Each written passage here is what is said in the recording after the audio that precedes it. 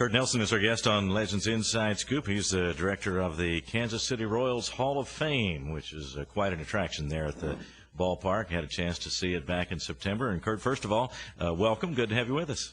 Thanks for having me. The Royals Hall of Fame, you serve as the director. First of all, give us a little overview of the Hall of Fame, the basic mission of what you're trying to do with it.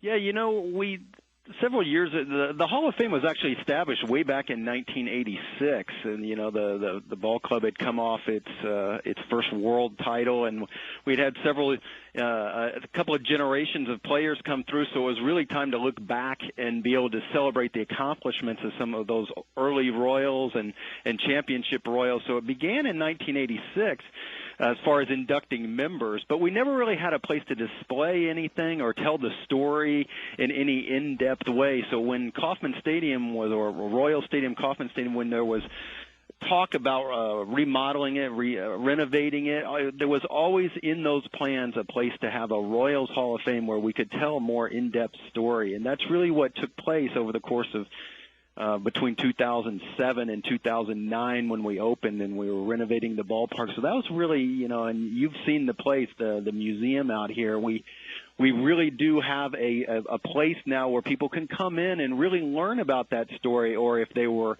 alive during all the different eras of Royals baseball, relive that or share between the generations. It's really been gratifying to be able to do that. And as you probably saw when you were here, we also, though it's the Royals Hall of Fame, we do tell the story of Kansas City professional baseball, which goes all the way back to 1884. So we don't like to act as if baseball was invented with us in 1969. It has the Royals are just the most recent chapter in Kansas City baseball history. So we try to tell some of that as well.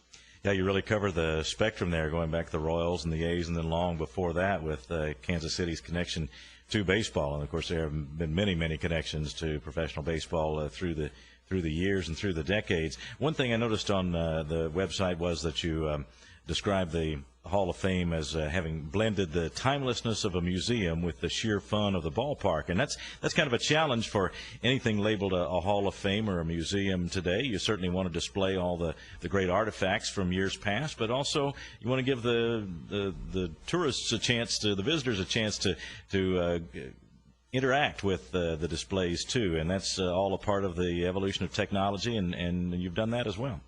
It really is, with video and all sorts of, we have a couple of different interactives in the space, especially one that's really built for kids, but it's for kids of all ages, of Design Your Own Ballpark, which is really a unique, hands-on, you make decisions on building a ballpark and in 3D, and on a television in sort of a 3D model as you make changes, the stadium changes. That's really kind of a cool, interesting thing, especially for kids. But like I say, kids of all ages love that. And we have a You Make the Call station where you can call some significant plays in Royals history. And there's a lot of video inside to sort of captivate people with the moving images of great plays and interesting moments in Royals history. A couple that always stand out in the one particular area where we have a lot of videos playing is the Bo Jackson story, which is a tremendously interesting story in and of itself. But Bo was a living highlight reel, so all the great plays that he made during his time, and of course the Pine Tar game is told there.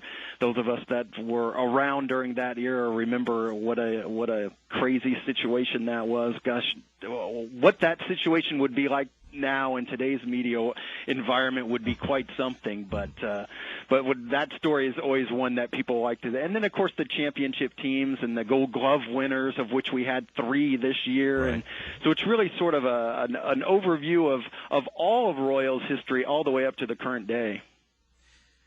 And in addition to those great Royals highlights, and of course the Pine Tar game when George Brett was called out after hitting a home run, that was in 1983. But I think we still use that as part of the audio on our broadcast when we come back from commercials sometimes. About George Brett charging out of the dugout. It really is a very memorable moment in a Hall of Famer's career. But those are the kind of moments that you can relive there at the Royals Hall of Fame. And we're talking with Curt Nelson. He's the director of the Kansas City Royals Hall of Fame. And Curt, you mentioned earlier about some of the early Kansas City baseball history, long before the Royals or even the A's. There were major league ties to Kansas City, and the original Billy Hamilton, the base stealer, sliding Billy Hamilton. Casey Stengel was a Kansas City native, and you can see a little bit about those guys, too, in the Hall of Fame, can't you? Yeah, Keith, those are some of my favorite stories, especially the sliding bill. There's a couple of guys that came on really early in Kansas City's baseball history. Like I said, it goes back to 1884 with the Unions and the Union Association. Came after them would be the Cowboys, which sliding Billy Hamilton played for them. Played, Major League Baseball with the Cowboys in what was called the American Association, which was a major league at the time. So he really began his career here and would go on and set National League records that lasted, almost 75 years before Lou Brock came along on career stolen bases. He still holds the Major League record for most runs scored in a season. So sliding Billy Hamilton is one of my favorite sort of unknown stories about Kansas City baseball history. A Hall of Famer, a National Baseball Hall of Famer himself. I always feel I have a special tie with him because we share a birthday, although his was about 100 years earlier than mine. But so I have a special affinity for sliding Billy Hamilton and Casey Stengel. His name is Casey. His actual name is Charles Stengel. The KC, it was actually his nickname he was given when he was a minor leaguer, and his teammates knew he was from Kansas City. They called him KC, which over the course of time turned into Casey. So that Casey Stengel, one of the most famous managers and names in baseball history, that nickname is from his hometown here in Kansas City. So there's just so many different pieces of different eras of baseball history that come directly back to Kansas City in some way. We have a very rich tradition in the game, and it's really something that I look forward to being able to tell people on an everyday basis about. It's not only Royals history, but look at all these other things and interesting people that have come through Kansas City. Curt Nelson is our guest. He's the director of the Kansas City Royals Hall of Fame. And, Curt, your background indicates that you are very much suited for this job. You are truly a baseball fan and have been all your life. And not everybody who works in baseball is necessarily a big fan or has been a big fan all their life. So it doesn't always work that way. But certainly it did in your case, it seems. And to be now with the Royals, I think this is, 15 years or so that you've been with the Royals. This certainly has been a good fit for you, hasn't it?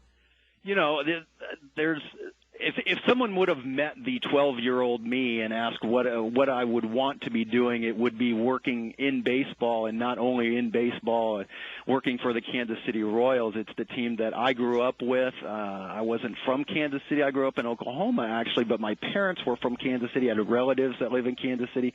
It was sort of my hometown. I followed the Royals for many, many years. And to be able to realize that dream and be able to actually contribute in some small way to the organization has really been something special. So I started in marketing, which is where my schooling came from. But I think I kind of got known inside the organization as, if somebody was thinking about the history of the club or some bit of trivia or whatever, they would say, maybe you go ask Curt. So I think that's how my role evolved when the Royals Hall of Fame, we were going to build a building. I'm very grateful that ownership thought of me as somebody who might be able to tell our story in a compelling and way, and really have a passion for it because I really do. There's so many great stories within the Royals chapter of Kansas City baseball history, but I like telling it all. And we're all working, including all the folks down in Lexington, trying to build some new chapters. I always tell our folks in baseball operations, and the folks in Lexington get to see this on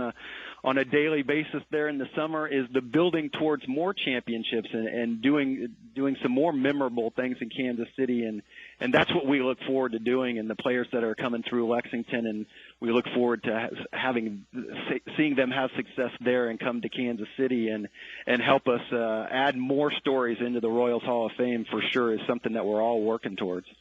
One thing we should point out, too, is that one of the displays there in the Royals Hall of Fame is of a Lexington Legends uniform, as we're part of the family now, entering into our second year as an affiliate. So if our fans from this area happen to be in Kansas City and take in a ball game and take in the Hall of Fame there at Kauffman Stadium, they will see the Legends represented, won't they?